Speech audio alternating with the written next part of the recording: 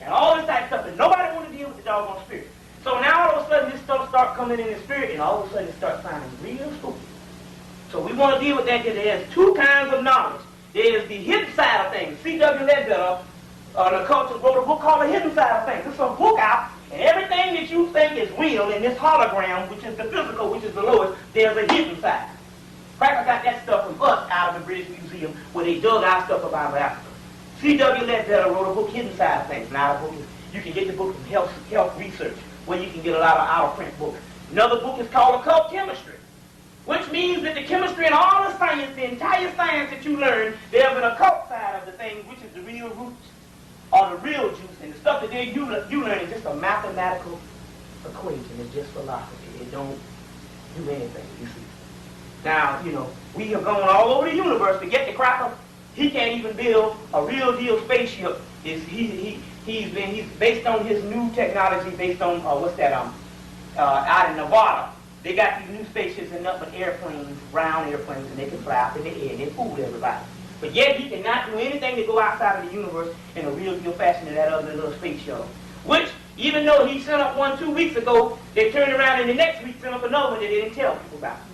You see, because they know that they're losing this war, and we're going to deal with those particular things right now. So now, right now, we're going to get into, so now there's a black scholar conspiracy, and so therefore, the reason why back in 1992, with the head of ASCAT went and approached Steve Coakley and told him, look, don't mess with the Boule, which is the Negro organization that's been selling us out. Say, lay off the Boule, and people were like, what's going on? Why would they say these things? Whereas it even made Steve Coakley look like a lie when he came back at the Revolution 101 at a conference that we had during the same time with ASCAT, and came back and said these things, and we were saying, well, why would they say these things? Or either you got to be lying. So all these members attacked him, and who would ever know that 2 years later, about a year later, based on April, the charter member of doggone ASCAT, Asa Higgins, would join the Boule.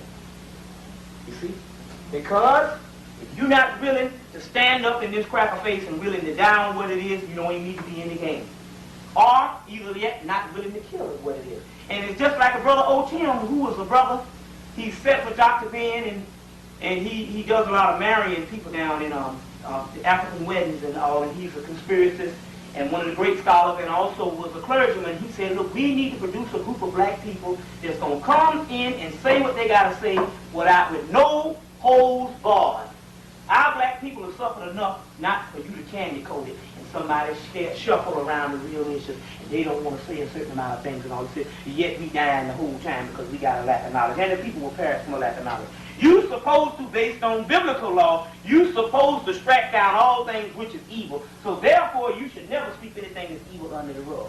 Now, let's go into this hard topic thing. And when I say that is just, we go into these current events and different things that's going on now. You notice that Newt Gingrich, who is the new World Order boy, they asked him, they said, well, some people need some paper. Anybody need some paper that you want to write on? And all this, because I make sure I brought enough paper.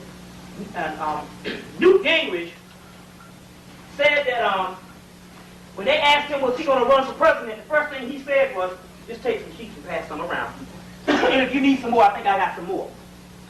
They said, when you're going to run for president, he said, no, I'm not going to run for president. He said, why am I going to run for president when I'm more effective in what I'm doing as Speaker of the House?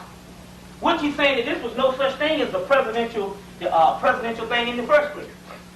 So he said, now why am I going to run for presidency when I only need a few more key members? I need a few key members to put in place for the revolution. See what I'm saying? I need a few key members to put in place for the revolution. You see. What revolution he's talking about? At the same time he's talking about revolution, you thinking it's a Republican revolution, but he's talking about nonpartisan, bipartisan. Every 5 minutes they're talking about bipartisan. He's got Clinton, he's got all these people agreeing with him. So what does he mean when he said a few people to put in place for the revolution? You see what I'm saying? But we're also talking about the same man that said that what? They're going to end welfare in 95. You see, which they went into the State of the Union address, and Bill Clinton, just along with them, said what? It's a covenant 12 times. A covenant means there's no, really in actuality, there's no such thing as a Democrat or a Republican in the first place. So this particular covenant that they're talking about when they said it was going to end welfare in 95, in this covenant, they was talking about nonpartisan or bipartisan, and it means that all of them are together. Because it's always been a one world government. Because now all of these books on the New World, all that stuff, is now coming to pass, because even though the Europeans have been writing on them by the thousands now we can actually see these things. So he said he needed a few people, a few key members for the revolution. Now, we're going to identify that revolution, because the revolution is, he said, well, we're going to have 100 days from January 1st. And he said, we will have the installment of what we need 100 days from January 1st. They just celebrated 50 days, last week, you see. So that other part will put you somewhere around Easter, you see.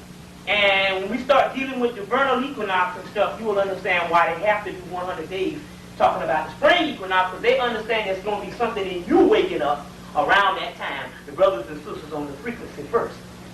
So it's the 100 days that they was actually talking about. And they talked about this particular covenant. Now they're talking about ending welfare.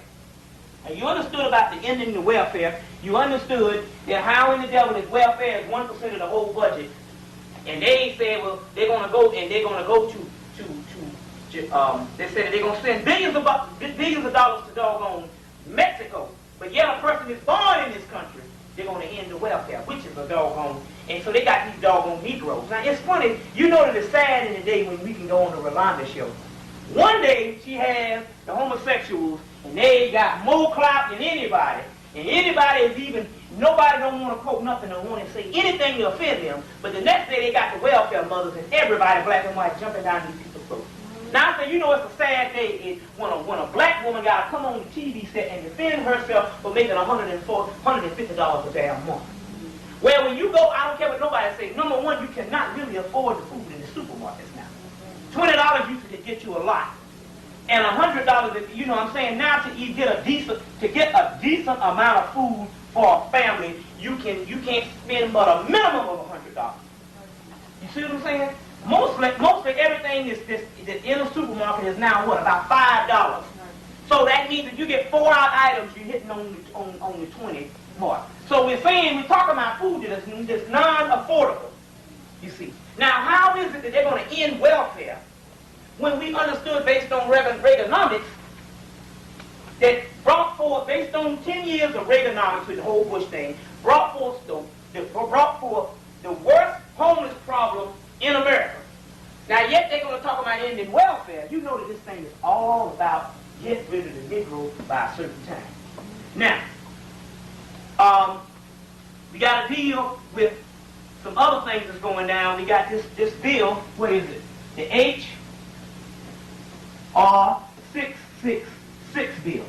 H.R. 666 bill, which is the bill that they can break in your house at any time, get my notes, break in your house at any time and actually